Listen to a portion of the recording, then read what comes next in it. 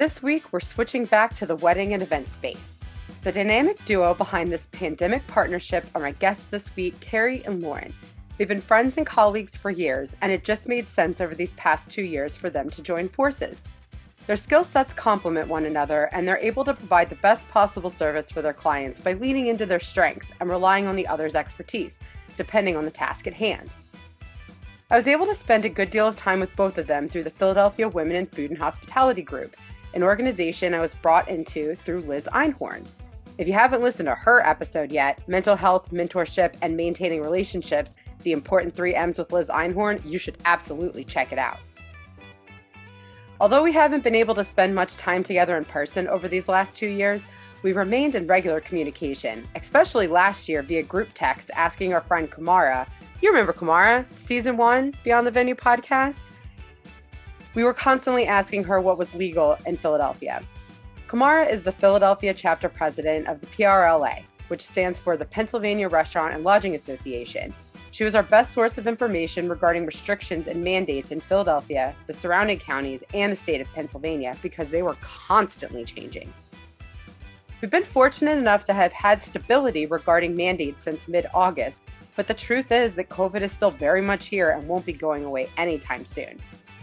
I just got my booster and my flu shot yesterday, #Pfizer gang, and I'm happy to report that hydration and taking it easy has served me well, but damn has my arm been sore. By the time this episode airs, hopefully the CDC will have recommended boosters for everyone who is 6 months past their last dose. Well, if you're looking for some fun outdoor activities, Kerri is involved with the Philly Goat Project.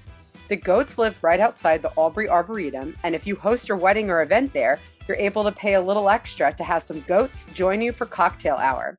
My clients took advantage of this back in April for their wedding, and the photos are amazing. Kerri let me know that the next Goat Happy Hour is coming up on Saturday, December 11th. These events are BYOB, and you can check out their website for tickets and more details. In the meantime, thanks so much for listening, and enjoy the following episode, The Pandemic Partnership That Bloomed from Social Gardening with Kerri Sitrin and Lauren Westerman. So I've got 2 absolutely wonderful guests today. I've got Lauren Westerman and Kerri Sitrin. How are y'all doing today? Hi, good. Hi. How are you? Thanks for having us. So Kerri is owner of Sitrin Consulting. She recognized a need that several small businesses here in Philadelphia had. They just needed support with their marketing, sales, and events. And then Lauren is the CEO and owner of Classic Events by Lauren and Lauren Westerman Consulting. So we all kind of know each other through the Philadelphia Women in Food and Hospitality. That's where we've probably spent most of our time together. We've had several other women from the crew. So Liz Einhorn is a mutual friend of all of ours, as well as Kamara Edwards, who was on season 1 of Beyond the Venue podcast. So how we met, I think, is super fascinating and very connected to what we all do. So Kerri only just had the pleasure of meeting you the summer of 2019 when you were still with Star Events. And so we had lunch and realized we were both gluten intolerant and did not get to work together for very long before 2020. And then with Lauren, we got to reconnect. You and I actually met in 2015 at my own wedding. DiBrunos Brothers was our caterer. You were working in the catering department at the time and, had a couple missteps, and you just swooped in about 48 hours before and just this boss bitch, make it happen. Boom, boom, boom, boom, That's boom. Lauren for you. And I'm like, this woman's amazing. This is what I needed. And to have you there on my wedding day, I had, my amazing day of coordinator, Christine, and the 2 of you just literally took care of everything. I didn't worry about a thing. So it was a super easy decision that as soon as I started MG, the venue specialist, it's like, let's see what she's up to. And, Classic Events by Lauren just kind of kept popping up. And I was like, I should reach out to her. And it was also at the time when I was, when I had first started my business, I had gotten the recommendation to advertise on The Knot and Wedding Wire. And what sucked for me was the fact that like I'm not a wedding planner. Like it's just the venue. So couples would reach out to me looking for a wedding planner, and they already have their venue, their date booked, and now they're looking for a wedding planner. So it's like, well, here's Lauren Westerman's contact information. So I am no longer advertising on the knot and wedding, but definitely still sending clients Lauren's way. So I have sent a ton of clients Lauren's way too. Yeah, we know, Kerri. Maybe July, too many. okay. Maybe too many. Yeah, July was like, love her, but whoa. So this kind of brings me to the reason that I wanted both of y'all on the show today was you created a pandemic partnership where, you know, you took both of your strength sets and, you know, with these powers combined are helping to promote venues and doing events. And so, you know, how did this partnership kind of fall into place? And can you kind of tell us more about what you do in your process? Oh, well, Lord. first of all, I love pandemic. Like that is literally like partnership. I'm going to use that forever now, and I will give you full credit. That is amazing. I know it needs to be like our tagline on Instagram. We definitely have to do a picture together. Hashtag pandemic partnership. That is perfectly put. No, it's great. I mean, Lauren and I have known each other for a very long time, and we have we're very different, and we have very perfect opposite strengths. And so it is the perfect pandemic partnership to work together. I know I didn't mean to interrupt you, Lauren. I feel like you're about to talk, but no, I was going to say I actually worked on both of your weddings with DiBrunos, which is so funny because I guess was it around the same time? Did y'all get married around the same time? May 2015. Yeah, so that was when I started. Yeah, with late them. August. So I was at the law firm. No, I don't remember where I was at, but I just had started with DiBruno, and it was, both of you just like kind of really close to each other and not like, did you know Kerri prior to that? Yeah. So okay. I was at the Omni. So I made her be my friend at our first networking event. I always tell the story. And like, I was just like, we're going to network together. And then you're going to overflow business to me. And she's like, what? And I was like, yeah, I need a flyer and I need to put it in my wedding packet. She was like, what? Like, no, we're fine. Like, we have enough business. Like, this is not about you. It's about me. And so I forced her to help cross market with me. And then we just like went to every networking event together. As long as it was in the city. Kerri doesn't step outside of the city. Well, I do now. Now you do. At that point. Thing. Yeah. But it sucks looking for parking when you get back. All those days events I've gone to in Chester County, it'll take me half an hour to find a parking spot when I get back to South Philly. But Lauren is right though. I used to, if it wasn't in like an Uber city limit, like Fairmount was like what I considered the suburbs. So if it wasn't in like that, so like it wasn't in that. It was bad. She's like, no, I'm not going to make it. But yeah, no, Lauren and I have known each other for a long time. I think I met her right when she arrived in Philly. And I immediately loved her. She's everything you described, MG. And like, I have been like networking with her and friends with her, obviously, like every walk of her career. Like I've like been by her side in various things. I'm like, oh, you need this? Here's what she does now. And you need this? Now here's what she does now. I'm like, oh, you need this? And here's what she does now. Very true. It's very true. And it's so funny. Like I told we're both like involved in NACE, and I told the story one year. And NACE, can you let our listeners know what NACE for sure. So NACE is the National Association of Catering and Event Professionals. So we do a monthly meeting. There's also a national chapter, but each city and or state or area, we have a tri-state area one that's like networks together monthly. We see new venues, try new foods, educate each other, bring in speakers, things like that. So at a NACE meeting one time, we were talking about the value of a membership and the value of the networking that you get out of your partnerships. And it really wasn't until almost 3 years after I met Kerri that I was actually able to like hand her a piece of business. But it was literally never about that between us. And I think that that's like the best part about our relationship and our friendship and our professional like relationship, because it was never a like, okay, you've asked me for enough, like you haven't given me anything. It's we both she uses the term and it's totally trademarked so nobody can use it, social gardening. We both like operate that way, right? It's much like say that we both operate. Yeah. It's much like, okay, well, it's not that I need something from you, so I'm going to give. It's that I'm giving because I want to give and I want other people to be successful around me. And I think that that's really like the basis around like our friendship professional relationship that turned into a friendship. And now she can never leave my side. No, and I couldn't agree with that more. I think in some ways we're so different, and I could go on and on about that. But in some ways we're so similar. Like we both preach networking, and to Lauren's point, it's not networking with an intent. Like it's not, there's no like, oh, I need something back. Like it's really selfless networking. And like, I talk about this, I do a lot of engagements with like speaking with schools and mentoring and stuff like that. And I always talk about the value of networking, and you can't go into it thinking like, if I do this for you, you'll do this for me. Like it's so much more long-term than that. First of all, it feels good. Like networking feels good because you've made a connection, you've helped someone. Like that alone should be enough of a benefit. But like, I think Lauren and I think very similarly where, you know, we might make a connection with someone and we might not see that value for 6 years, but we've been building that for 6 years, and then something really special and incredible happens 6 years later. Like it's a long-term game. Yep. Well, speaking of something incredible that came together 6 years in the making, you know, your pandemic partnership, like what is it, and what do you guys do with that? So I guess I'll kind of start.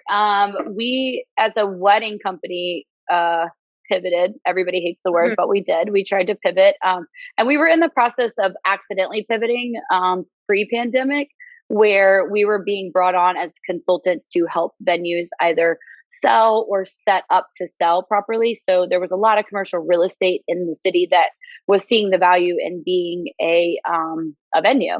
And, you know, even if it was for multi-purposes, for example, one of our venues is a dance studio at night, but on the weekends they're set empty. So it was like, how do we fill that revenue or that space with revenue? And so based on my background, I was able to offer these sort of pieces of expertise to real estate guys who had no idea what they were doing. And one thing led to another. And then I was like 3 venues deep and the pandemic was hitting. And I said, well, this is a little bit more fruitful for us right now than wedding planning. So that's kind of where we focused.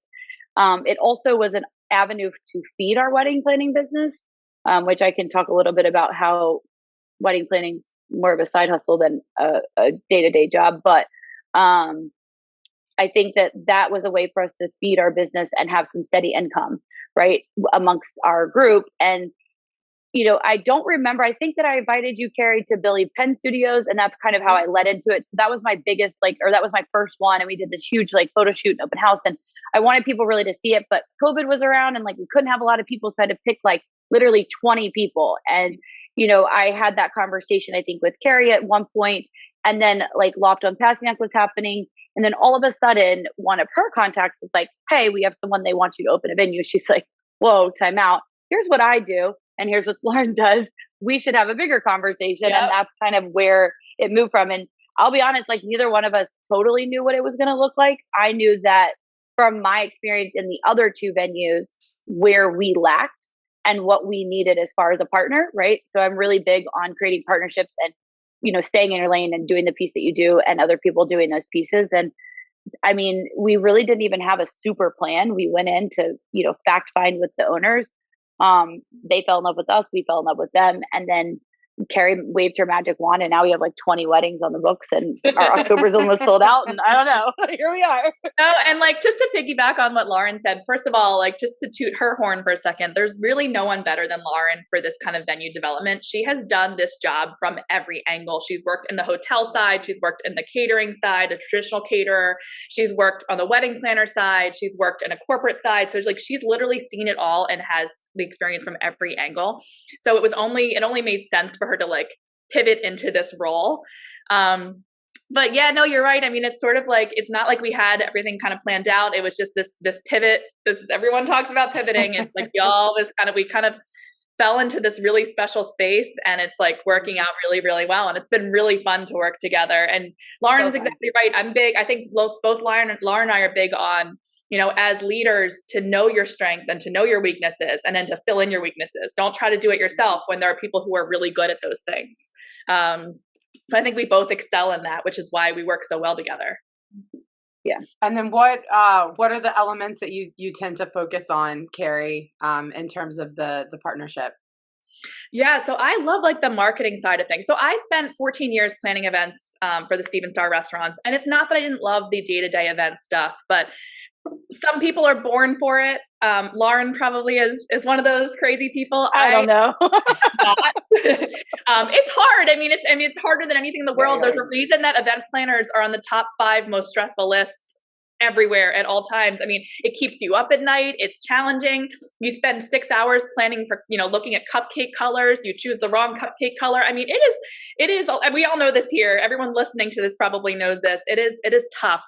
And I've always had a lens for marketing. Like, I see everything from a marketing perspective. Like, even when I was day-to-day event planning, I was like, oh, here's a great idea to sell this. Here's a great idea to promote this.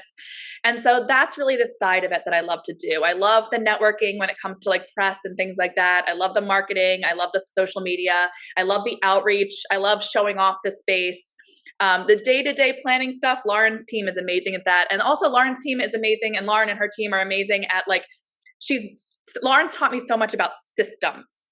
Making sure everything is in a system. Do you love that? Do you love them talking systems? Yes, that made me super happy. Yeah, she's taught me all about it. And it's not that I wasn't organized before, but she's really, really shown me how the value of a system. So, putting in place all the different processes, that can be, because there's so much. A lot of these event venues don't understand what they're getting themselves into, and they shouldn't. That's not what they do. It makes sense for them to hire people like Lauren and I. And there's a lot to do with a blank slate. You don't even know where to begin. There's just so many. We sometimes end up, as we kind of talk through all the things that we do with some of these clients, they're overwhelmed, not in the sense, we're going to do it so they don't have to worry about it, but they're like, we didn't even think about 1/20th of these things. And Lauren has a system for all that, just to really kind of streamline. Well, and I think that it's not black and white, and that's the biggest part.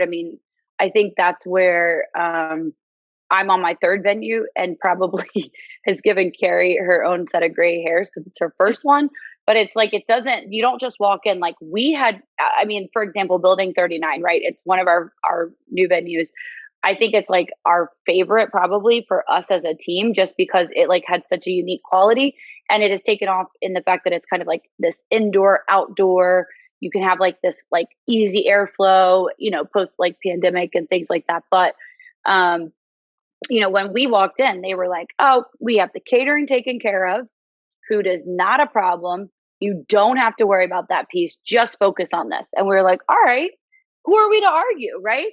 Well, let me tell you, 3 months later, after we're done with this startup time, which is kind of our rev up, it literally the floor fell from under us. Maybe the whole building,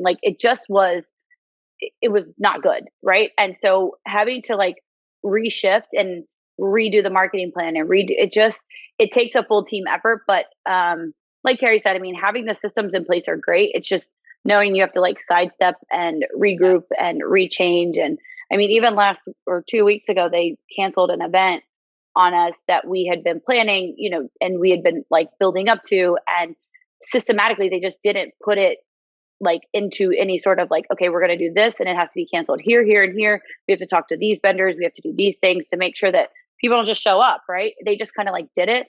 And so little things like that, they're just so important. Making sure that the venue is kept the way that it's supposed to be, that people are insured properly, that the electricity can manage, the hair dryers and the makeup and all of those things. Yeah, there's so many things. Yeah. Think of the liability stuff and the legal stuff and just everything. Yeah. We to Lauren's point, we've had conversations even down to where are the girls going to plug in their hair dryers? Will this circuit hold enough hair dryers? Those are the conversations that these venue makers have they're what? They have no idea. Yeah. But we've seen, which is cool. We got to take this one. I think this was the only one I've ever seen where I've got to take it from where it is and put it where it needed to be versus okay, we have all these issues. Now can you fix this? Right. Or we did all these things. Now how do we fix it? And sometimes you can't really fix it. It's like picking the wrong wedding venue and then realizing you don't really go back. Square peg, round hole kind of a thing. Right. You just have to kind of make it work. So I think that was really cool for both of us. Yeah. That's awesome. Yeah. That's a completely kind of different thought process, when I'm finding venues for clients that, maybe that's something that I've taken for granted, because the information, the venue will have already said, okay, maybe there's no live music allowed or like no amplified music for, whether it's the neighbors or whether it's an electricity issue, that I never would have thought, about something so specific like hairdryer outlets.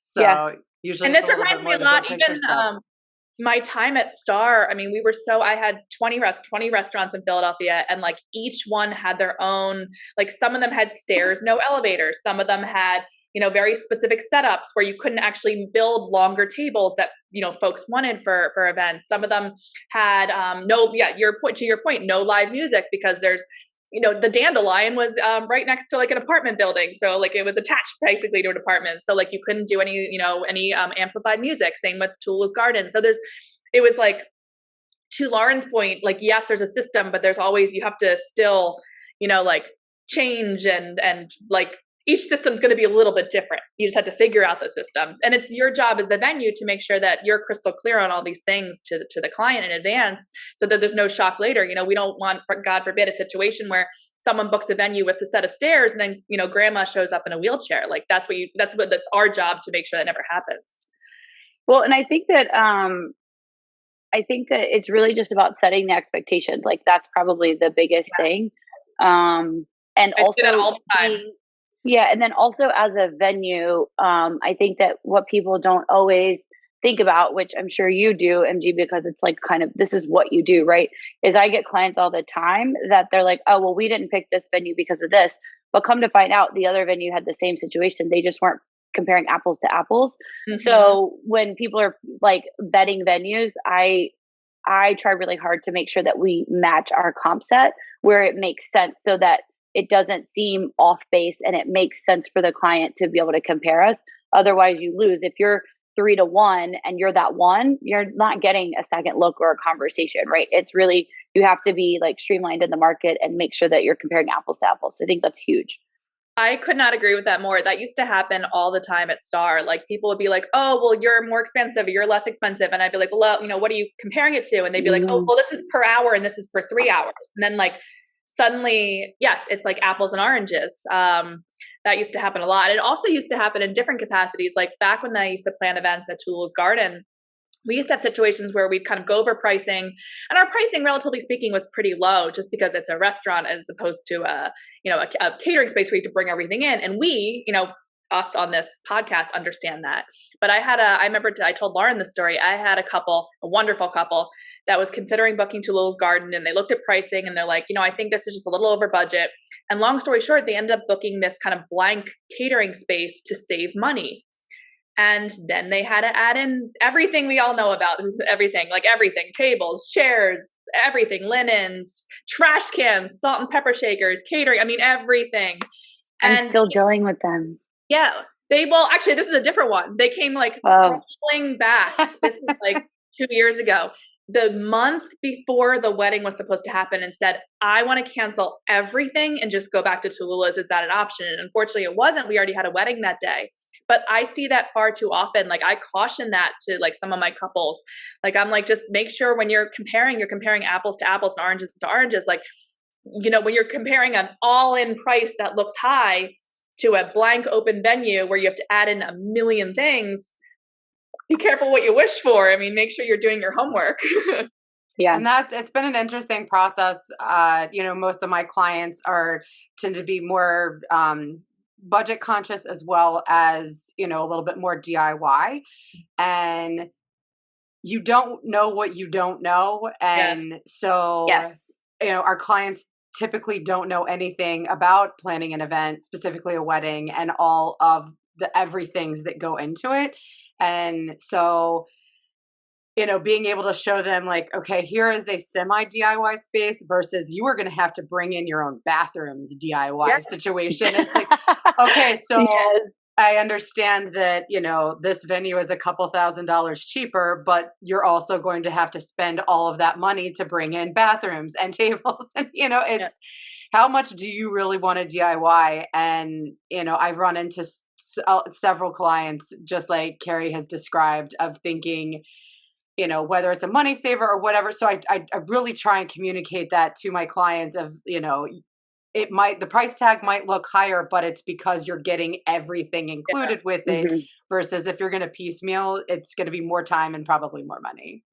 And I know. I just did. Oh, go ahead. Sorry. I was gonna say, I can't even tell you the number of times. I mean, I can't count on two hands the number of times when I've been talking to clients, whether they be my clients, someone else's clients, talking to brides, whatever the situation is, and they say they're in outside space, and I say, oh, like, do you have a tent? And they're like, no. And I'm like, what happens if it rains? And they stare at me blankly, like they did not consider that. Like the $15,000 what if, the $10,000 what if. It's crazy. It blows my mind. I'm like, what? It's not even a small piece. Graduation, anything. All the different times I'm like, oh, that's great. This is such a cool idea. Like, what are you going to do if it rains? And they just blank stare at me. That's our job. It's to ask all of these questions and, figure out the right answer for what's going to be best for them. Agreed. I think the number one thing too is like, it's so unique what you do, because for me and our clients, 9.9 out of them that come to us, they already have a venue, right? It's a little bit different nowadays. We've gotten a little bit different, but not really. So, for people to come to me and then be like, here's my issues, you know what I mean? That's so tough to work within, especially when they have a real hard line budget or things like that. Cause then essentially what has to happen is something has to get dropped. But I think that when you're dropping something, I think that having a planner or somebody to help you find the venue that's right for you, fits your needs and fits your budget is so big, because then you get reliable sources. You get an expert that like thinks about the things outside of what you really know. And that's really what it comes down to. You're right. You don't know what you don't know. And it's not meant for you to know. It's just like if I broke my finger tomorrow, I don't know how to put it back in place. I have to go to a doctor. And I use that example all the time. Like if I cut my foot off, I'm not going to try to sew it back on myself. Sure, I could Google it, but like, it's not the same, right? It's not somebody that I don't have the expertise in it, and I don't know where the nerves are, and I don't know, like, it's the same idea. Like, that's how I feel about weddings. Like, I think that people get into these things. I had a wedding this weekend at a camp, and she really, she DIY'd everything. I mean, brought a U-Haul and DIY'd everything. At the end of the night, it was like, okay, you thought everyone was going to take these glasses and they had their names on them, but they didn't. So now you have 120 glasses. What would you like to do with them? Like, she had thrown all the boxes away. Like, it's just little things that you're just like, you don't have to do it on your own. We're experts. You don't have to sew your foot back on yourself. Like, that's what I say. You don't have to sew your foot on by yourself. I mean, to take this conversation full circle. So I did the weddings at Toulouse Garden. I used to refer Lauren to each and every one of them. And I practically begged couples to hire her. I was like, you will not regret it. Like, I can give you a million reasons why you won't regret it. Because before that, again, I think it comes a lot to like money saving. People think they're saving money. And it's like, well, I always have two things to say when it comes to like hiring a wedding planner, just in general. First thing is, any other event you're planning, if you're planning a graduation party, if you're planning, a baptism, if you're planning a birthday party, there is a host who can host, mom, sister, brother, uncle, whatever, whoever the host is. When you're planning a wedding, you are the host, and you don't want to host that day. You need someone else to do it. Like, you're not the one who's like the tenting company can't call you while you're walking down the aisle to ask a quick question. Like, you need a point person that is not you.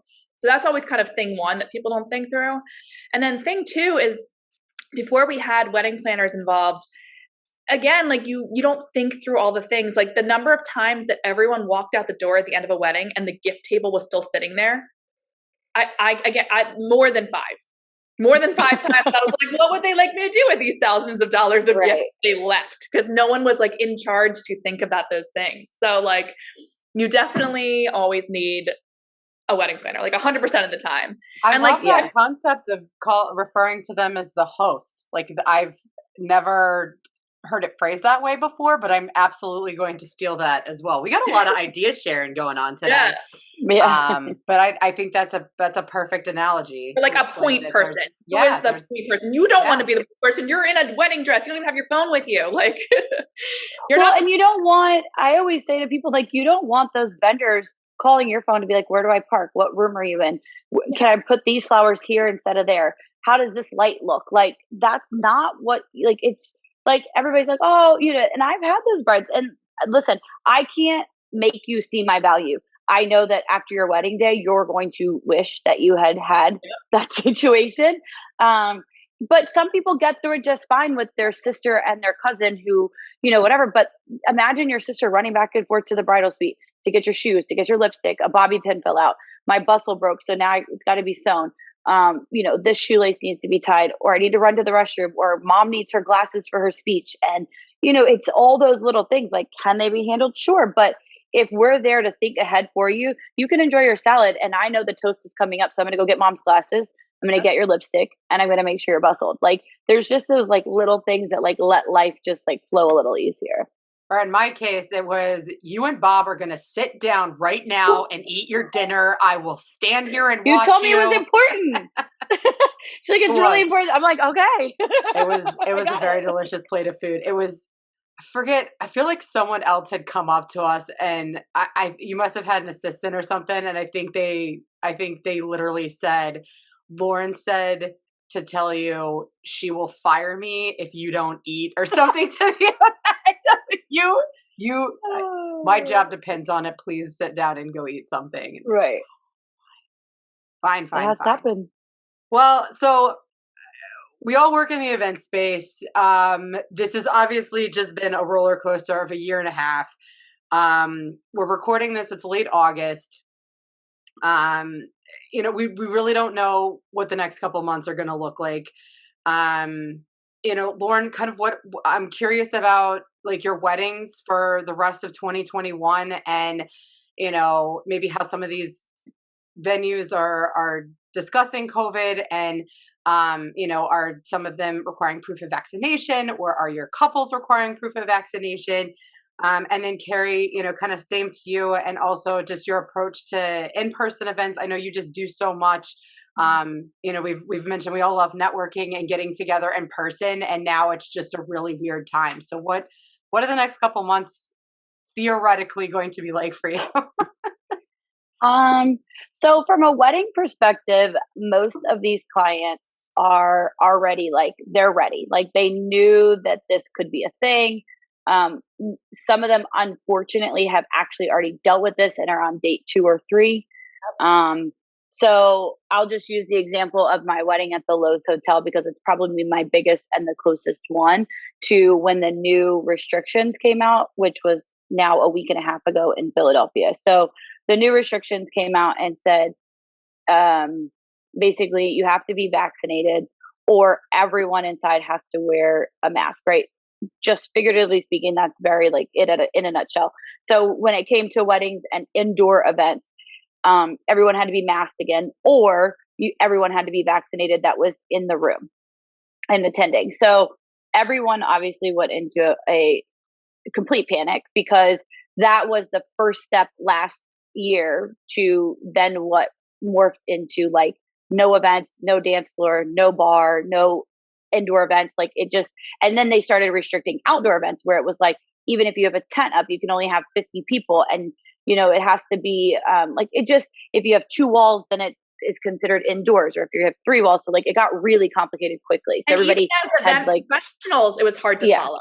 Because it was totally every week. Yeah. I remember talking to both of you being like, is this allowed anymore? Even us.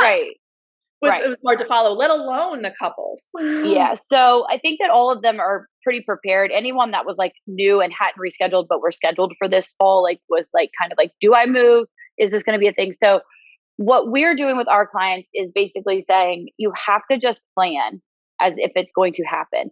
And if the city shuts down, we can't control it. We can't predict it. I mean, the restrictions a week and a half ago, no one knew that was coming. I mean, we had no clue. No one knew that was even a discussion. So I think that the biggest thing that we try to tell them is just to actually enjoy the process. And there's nothing you can do to, eliminate it. Now, there are a million factors to that, right? So with big hotel chains and venues, they're requiring vaccination proof from all the guests and all the vendors. And then they're still masking their employees. So that's kind of probably some of the top 5 Philadelphia wedding venues. That's the stance that they're taking. So as an event planner, we are taking that RSVP spreadsheet, that the clients already have of who's coming, who's not coming, what meal they're having, what table they're at, and just filling in and requesting from them via Google form a copy of their vaccination card with an ID and their number, and we're just filling it in. We give it to the hotel, and then the client signs an affidavit that says all of this is true information and I didn't falsify it by any means type thing, instead of having every single guest walk in and sign a paper. That is the other option. If you don't pre-do it, which a lot of people don't want to do that at their wedding. They don't want a bouncer at the door being like, let me see your 2 things. So if you don't pre-do it, then it does have to be checked at the door, and the venue would provide that security. But I think that everybody, so that wedding at the Lowe's had a total meltdown. This is date 3 for them. And it was kind of like, okay, let's do it in the backyard so that nobody can really restrict us and cut our head count down. Well, she was going from 200 guests to 75. Number one, that's super upsetting a month before her wedding. The tent was going to cost them $15,000 just because they needed the flooring and they needed to level it out because it was on a slope in their backyard. So they had to level it out. They had to put the tent up. They had to have walls just in case it rains. We had to have, an AC unit in case it was hot. We needed to have electricity. Then you have to permit the fire marshal has to come out, and you have to permit for the fire extinguisher. And then we had to find a caterer. Well, guess what? How many caterers are available in Philadelphia on Made America weekend on a Saturday in September? Literally, I know every single person in this city, and not one of them were available. It was a nightmare. And so then I just looked at her and I was like, listen, the Lowe's has the biggest ballroom in the city, period. You're in a decent position. They're not giving you your money back because there's not you can't have this event. So you have to move forward. You got to move into the bigger ballroom. You got to spread your guests out, and you got to get vaccination cards, and we have to move on. And that's just literally giving them the voice of reason instead of them allowing the what if, can we, is really where we've gone with our clients. You just have to move forward and move that direction. Some variable factors are we have families of the couples, moms and dads or grandparents coming from Italy or India. Those are situations that very easily, we are just fine, you have to move it. And hopefully the venue's willing to let them move within a year, because those are things that we already know are happening. They are not changed. And so that's super, super unfortunate. Are there travel restrictions right now between flying between? Okay. So that's Italy, UK, and India. And there's a couple of other countries. And it's also about the guests coming in from out of town. People don't really realize, it's not you're just driving down the street in Philadelphia. Most weddings, on average, they're saying is 50% out of town guests, whether it's a flight or a road trip, right? So, and if it's a flight, then you have this whole other factor of now maybe they got tested when they're at home or whatever it might be, but what about when they got here? So now you're asking people to travel and get tested when they get here, and they may not actually be able to attend because if they test positive, even if they've been vaccinated, they can't attend. So if you so it's just all these weird things. I think the reality is that this is not going away, and that's why people are flocking to the outdoor venues. Other people are cutting their head counts, or they're just telling their guests way in advance, get vaccinated, and then quarantine yourself. That way you don't get here and you don't have to not attend. There's rapid on-site testing that has developed that we've used for a couple of events where the morning of the wedding, we would have 10 or 15 people that would get tested on site or at a local CVS and make that appointment ahead of time for the people that flew in. And then they quarantine into their room until the event, that sort of thing. There's also a huge factor when you're in a hotel that has 5,000 guest rooms versus a venue that stands alone. I don't know. There's just, I don't know if that totally answered the question. There's just not really a one shoe size fits all. And I don't, for what I see within the industry and the boards that I'm on, I don't think this is going away before next spring to some degree. There's a couple more variants that are coming. I mean, we follow it closely. And as the variants come out, obviously, people start to mentally shut down, and booking trends have changed. We either get people that are calling and hey, can I use your venue in 3 months? I just want to get married. Or we have people that call and they're like, okay, I'm going to look at 2023. Let's talk about spring of 2023. And so those trends have completely changed, where it used to be 9 to 18 months. Like we have people that are 3 months out or 2 years out. Like it's just wild as can be. I think, I mean, one of the key factors that I push is just, transparency and communication. Yep. That, I think couples who have a planner are very lucky to be able to like work through some of this and like have like a expert's guidance. But it's, it definitely falls on the couples to be able to communicate to their guests, whether it's via their wedding website, but just communicating what their kind of vaccine boundaries are and their COVID safety plan and what is being implemented. Because I think it's important to have that information front and center so that way guests can decide if they feel safe going or not. Right. So, it's what Lauren said earlier about like setting expectations. Like that's before COVID was the most important thing for me in the events. And now it's like just tenfold important. And like, as I listen to Lauren talk, I think about like how sad I am for our events industry for so many reasons, obviously. But like one of the big things that people don't really talk about is like, Lauren was just saying all the different new processes that are in place. And like, you think about these wedding planners who are paid theoretically a certain amount in the past. And theoretically, I'm not saying wedding planning is ever easy, but there's a process and it's a known process and you know roughly how many hours are going into it. And some of Lauren's clients have rescheduled 2-3 times. I mean, that's 3 weddings for the price of one. And then you think about all this vaccine stuff where it's important. Like I'm not, downplaying the importance of it, but like think about how much time it takes for Lauren and her team to get 100 people's worth of vaccine cards. I mean, this is all these things that these wedding planners never had to do before, and they're getting paid the same amount. So they're doing 3 weddings for the price of one, plus an extra hours and hours and hours of this, like facilitating all of this COVID stuff. And it just like sucks. Like it sucks. Everyone's working so much harder for such little, such less money. And then it cancels again. And then you do it all over again. I mean, it's crazy. Like it's crazy what our industry is going through when you think about, when you start laying it out like that. When it's super hard to like justify, oh, let me charge you more. Like it's just because they're in such sucky positions. Like it stinks, There's no winning. No. And I would say that the photographers, there's only one of them. There's only one of me. There's only one band. And it's like, I can't tell you how many couples I've had to counsel into what is more important. You have a venue, you have a date. Now, do you want your photographer or do you want your band? And that's a terrible position to be in when you've created this wedding field that you thought you were going to have. And now you have to like get rid of one of the two. Like those are both so important to most people. Or, I mean, God forbid your caterer can't do it, or, your venue. And it's like, you have to start all over. I mean, I'm doing the venue space that I'm going to today at Abington Arts is like an outdoor, really, really cool venue, but they were originally in a ballroom and they couldn't reschedule. And so now they're literally replanning their entire wedding. Yeah. New food, new flowers, new season. Like that's the one thing I would say was really interesting to see people transition, because the dresses are bought, right, for spring, and now I'm moving into fall, or the dress is bought for fall and now I'm moving into spring. Like the girls have to change their dresses. I mean, there's so many. I mean, what's really cool is the Facebook groups that have come out of it where people are just kind of like trading, like, here, you can have this dress and I'll take that dress. Or like, giving away things that they were going to use because they were going to DIY some centerpieces and now they can't because they're no longer doing barn chic. Or all the people that had printed their date. And now God.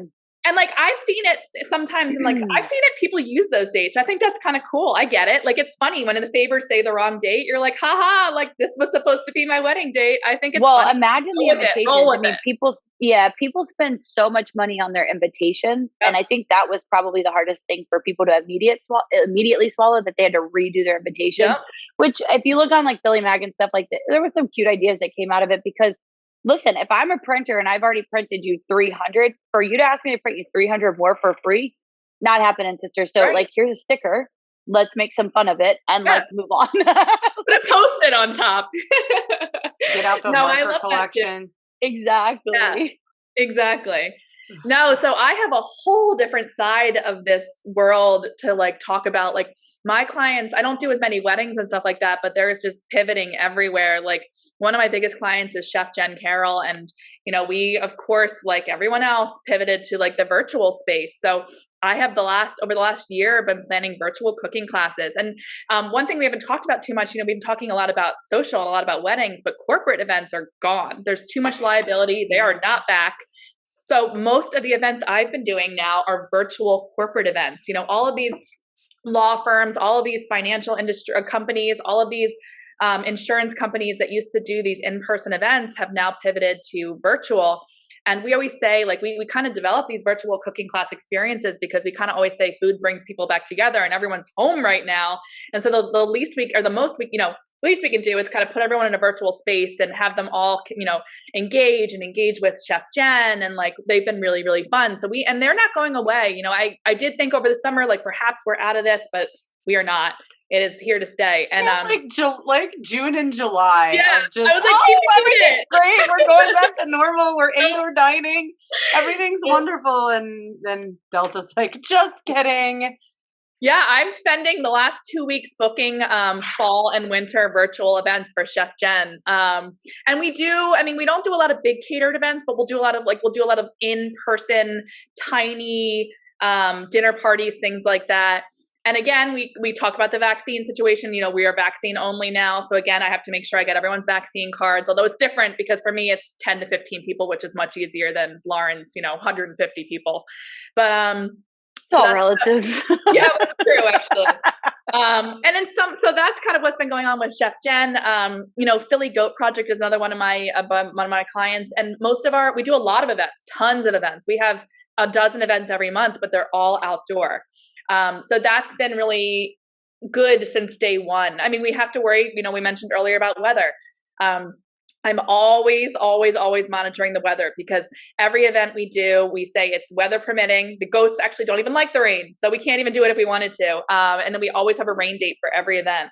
But we feel a lot better with that because it's always been outdoors since day one. And we'll do it even through the winter. We do these BYOB goat happy hours, which raise money for our organization. And we did them at one of the days last year. It was snowing and people bundled up. They showed up with hot chocolate. We do them year round in outside spaces. So it's nice. And also we were at a time when a lot of people, like we went basically through the year last year when we were allowed. Obviously sometimes we weren't allowed, but when we were allowed, so we were one of the few places that was doing like outdoor public facing events. So it was pretty popular. We talked about Building 39, that's been really special because we have the opportunity to have some outdoor space. You could do almost a whole event outside. You can get some great tenting there. We've had some great like food truck events, which has definitely been the event trend these days. It's more casual. So that's really nice. And people feel a lot more comfortable there because of the outside space. In the middle of the pandemic, I opened South Philly Food Co-op. That was 10 years in the making. And let me tell you, we don't have enough time because I could take up the whole 45 minutes telling you how to do a grand opening during the middle of we opened in December of last year. And it was like middle of the pandemic. The stay-at-home mandate had started at that point. And so we had to pivot and pivot again and pivot again and pivot again. And I can't even begin. I mean, by the end, we did a ribbon cutting with no one around. We did, instead of inviting political contacts, we sent them cameras and said, just film, a segment for us. We did a drop off to all the press because we didn't want them showing up. We had maybe 2 news cameras that we invited, and that was the entire thing. I mean, we started with this big to do, and we were so excited. We literally, when we first started planning, we were going to do a drill team was going to perform. And by the end, we had everything virtual and everything live and everything other. I mean, we were so careful, and it's just we were actually the first co-op to open during a pandemic. So after that, there's a lot more co-ops, grocery co-ops that are opening in the country, and they all have me come speak at their various events to talk about, now that I was the expert on doing a grand opening during a pandemic, how did that look and how did I pull it off? And I've been kind of coaching some of the other co-ops around the country. That's awesome. And yeah. So, and speaking of coaching, I know the both of you do a lot of mentorships. Lauren specifically, I know you've brought in, interns. one of which Grace is also going to be on this season of Beyond the Venue podcast. So very excited to have gotten to meet her, Drexel student. And then Kerri, you're also very involved with ACT Philly. So if you guys could talk a little bit about your mentorship and then, Kerri, the work that you do with these adorable little puppers. So ACT I've been involved in for a few years. That is something that's very near and dear to my heart. I spearhead the photo shoot program, which is very related to this conversation because it's all events industry folks that do this. And so can you explain to our listeners what ACT Philly is? Yes. So ACT Philly is Philadelphia's only open intake shelter. So if there is a stray dog or cat in Philadelphia, which is obviously quite large, that's where it ends up, is at ACT Philly. And it is if I get this right, it is the least funded open intake shelter in the country of its size. So it's challenging. We have a lot of issues with resources. We have a lot of issues with people, staffing. There's a lot of issues with having enough volunteers. But one thing I noticed years ago is that the dogs, and specifically dogs is what I tend to focus on, with the best pictures get adopted first. So I started doing monthly photo shoots, and I plan them. I'm already planning December at this point. And every month we have a professional photographer from the events industry, a professional designer from the events industry. They donate their time. We spend hours and hours and hours every month planning the set, planning the details. They donate all the resources, and we pull off what sometimes is a 10-hour day of shooting because there's a lot of dogs, especially right now. And then the photographers, put all the names on them. They edit all the pictures, and every single month we do this. So this has been really, I love being involved in an ACT. It's definitely one of those things where it takes a village. There's a lot of people involved. The events industry has been very, very, welcoming and giving. We have a lot of volunteers that do the dog handling. I absolutely could not do this on my own, but it's been really special. And I was actually just last night. I have one this weekend, so everyone stay tuned. Well, I guess you're going to see it later. So by the time this airs, I'll have like 2 more to share. But we're doing a back to school one this weekend, which I'm really excited about. Yeah. I love looking at the pictures on your Instagram. Yeah. So I'll share them. I just want to adopt them all, but my one Bichon is more than enough. He's a handful. Yeah, so I have one dog, and that is enough for me. I do the classic. I always want to take them all home, but Vinny would not like that. My dog would not like that. But yes, give me a follow on social media, and you can see all the dogs. And then Lauren, can you tell us a little bit more about your mentorship and how you end up bringing in interns to come work with you? Yeah, so I think it kind of started when I started. So I didn't really know what I was doing. I didn't know what I was getting into. I didn't know how to do it. There's not really a book on wedding and event planning. So I started in catering and got involved with what was then known as ISIS. Changed the name. It's ILEA now. Yep. I remember when it was that. And I was, it's another organization similar to NACE, but it was like the International Live Events Association. And I was part of their student program. And in Austin, that year, they actually were chapter of the year, which I was one of the students. And one of the programs that they implemented was we had to spend 6 different weeks, 1 week per vendor with 6 different vendors. And you got to actually see the lead up to a wedding and be at a wedding. So I spent time with a cake vendor. I spent time with a florist. I spent time with a DJ. I spent time with all of these pieces, which gave me a better understanding and empathy for the back end of it. Right. So even after I worked with a rental company for almost 6 months, I had a better understanding of why, the order has to be in at a certain time, how the,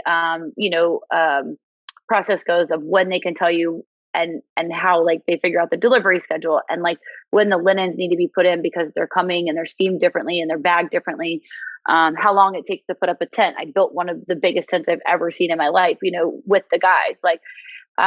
So I think that that's where the passion kind of started because that was where I really learned more than I could have ever learned, even in my wedding certification class. You can read it in a textbook and they talk about traditions and they talk about these things, but they don't really talk about vendors working together, I guess is the best way I can say it. And I think it's really cool that then I went on to lead the student chapter the student program in our chapter. And then I went on to membership and things like that. And I just think it's important for students, even if they're not a hospitality student, but they think that, they're a business. Like I have a criminal justice degree. Who would think I'd be wedding planning at this point in my life, right? But I enjoyed catering and I knew I enjoyed events, but I didn't know what that meant for me. And I think it was really cool to like see other people be successful in it and how they were successful and how they all worked in unison together. And I just don't think you can teach it in a textbook. So it's a passion of mine. So I try to bring on at least one intern a year. Since I've been in Philly, I've had 6 at this point. 3 or 4 of them have been with the Drexel Co-op program, in particular because it has a hospitality program. And I think that it's nice for them to get out of the kitchen and get out of the hotel and just get out of like the restaurant mentality and realize that there's so much more out there within our industry.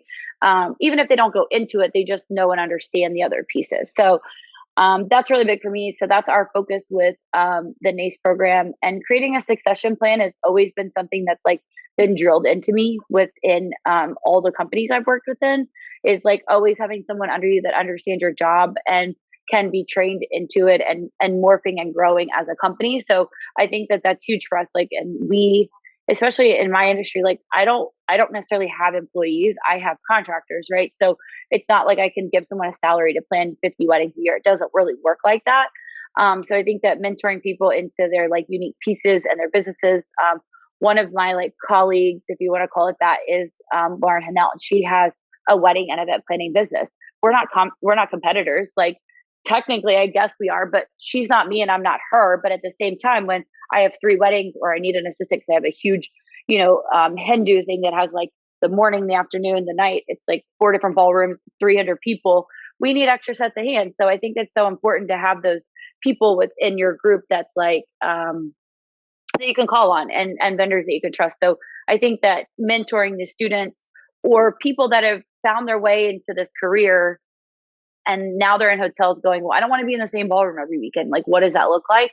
So it's not just students. It's really just about finding people out there in that industry that are good at what they do. They like what they do, but they want to like see it on a different platform. So that's kind of like where my passion comes from and what I enjoy about like doing those types of things. Awesome. Yeah, I definitely share a lot of your sentiments. Well, one of the last questions that I have for the both of you today is, tell me about your favorite venue. So I know you spent a lot of time over the last 6 months. Are you going to share this? Are we going to make enemies? I know you guys both spent a lot of time. We're burning bridges. You've been spending a lot of time with Building 39. So I feel like that's the number one venue that's been coming out of your social media for a good amount of time. So you were welcome to say any and all venue that so moves you.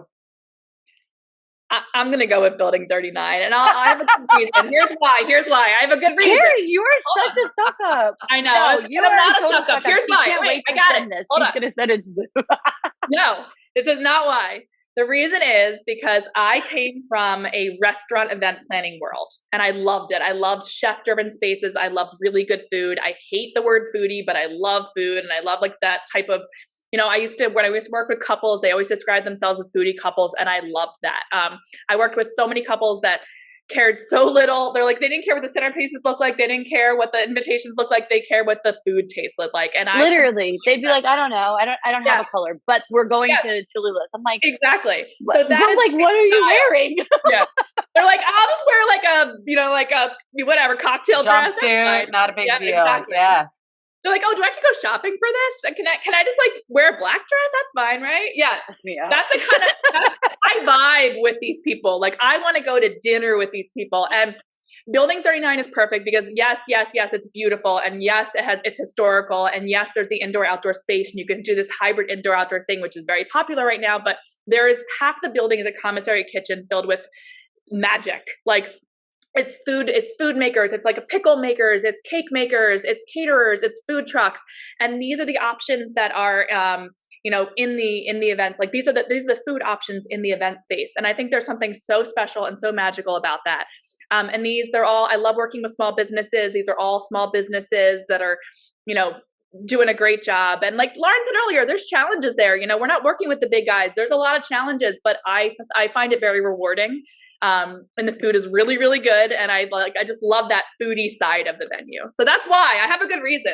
I am obsessed with our business model. And if you talk to anyone that's had any conversation with me about Building 39, like I literally want to put it on a piece of paper and sell it all over the world, especially in places like Miami and LA that like love food trucks, right? But I would say that my favorite venue that I've done anything at was in Santa Barbara. And it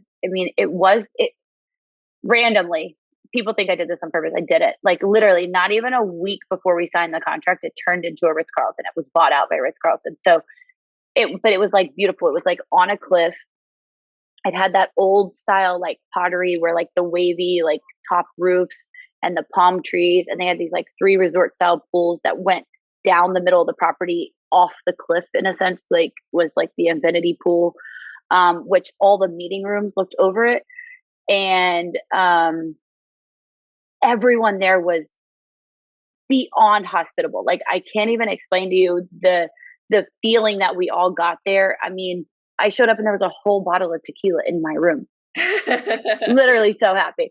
But everyone it was because she knew I liked knows she loves tequila. So I just thought it was like a nice touch. And I think that coming from the hotel and restaurant industry, and Kerri is the best host you'll ever go to lunch with when she was like at Star or anywhere she was ever at, because she really like embodied that, like, you are my guest, you are my client. You like, without using that word client, she was like, I want to welcome you in my home. And I want to show you that like, we have this sparkly champagne that has sugar on the rim and you're going to love it. And like, you have to have these shoestring fries. And like, she just said, and she would send out these greeting cards. I mean, nobody does this. She would send out handwritten greeting cards with like little free appetizer things. And sure, it didn't come out of her paycheck by any means, but it's like she took the time to like really care. And I think that this venue not only had this amazing atmosphere of like, you could be in the meeting room, right, on the 5th floor and have the windows open because there was this nice breeze and you heard the waves crashing against the coastline, right? And like, not only did that make it like, okay, like you're in a beautiful place, the people were to die for. Like every single person there was just, they embodied that 5-foot rule where it's like, if someone's in 5 feet of you, you like smile or nod or say hello, like in the hospitality industry. I think that that's so big. And so it was a well laid out venue. It was easy for our guests, and it was a fiduciary attorney like summit for 4 days. It was the most boring topic you could ever imagine. And somehow or another, people were like begging for it back next year. They're like, we'll pay double. We're coming. You have to have it there again. Like there's not a chance. The food was great. You know, they did enough. We had a really cool thing where we had Maui Gem come, like the sunglasses, that was called?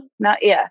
And like they did like an experience on one of the balconies at the cocktail party that like, it's just like but that was like their suggestion. They're like, oh, if your guests are coming from out of town, like they'll give them these beautiful polarized like sunglasses and that can be your takeaway. And they had this whole setup of like 25 different ones. You got to try them on and pick what fit your face. And like, I don't know. I just think that the venue really cared about every guest's experience and it showed. And I think about that event was probably 5 years ago at this point. And I think about it all the time when I'm places. I'm like, man, that nothing compares to that space. Like, and the people and the hospitality within it. So that's what I think we're very passionate about hospitality and making others feel welcome and make them feel comfortable. And, you know, that's why we are in this industry, is we care about people and we care about taking care of them. So, right. And that experiences like that inspire you to be better hospitality members. Like that's amazing. And you remember how you feel when you get treated, you know, because obviously the view and the ambiance you're describing sounds like something I needed yesterday. But heaven, literally, you know, customer service and hospitality, and just remembering how these people made you feel, like that's awesome. Yeah. And that's great. You got to have that experience, and even just as a planner. So, well, I would love for the both of you to share how our listeners can follow you. You mentioned a couple different Instagram handles, but fire away.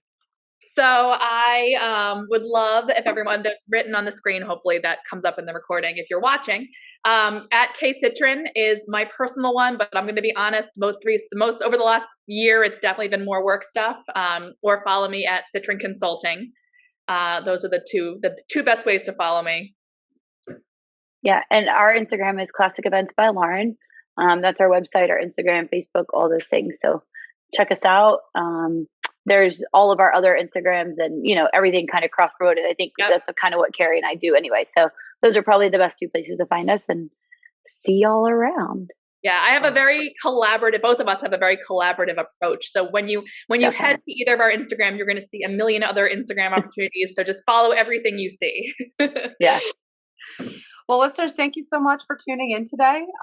Thank you to my guests, Lauren and Kerri, for joining me this afternoon. Thanks for having us. Listeners, please follow Beyond the Venue podcast on Instagram and check out all of our episodes now streaming on your favorite podcast platform. Have a great rest of your day.